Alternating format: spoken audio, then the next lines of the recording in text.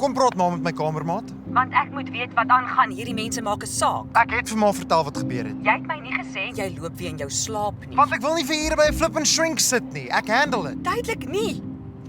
Ek verstaan nie jou gedrag nie, Paul. Wat se gedrag? Jy sluip rond en verdwyn.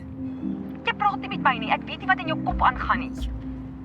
Jy steek goed weg. Ek het daai boek tussen jou goed gekry.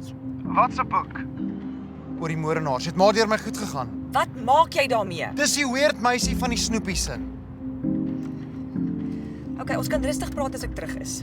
Nee, hoekom gaan ma so aan? Dink ek verdink ma my?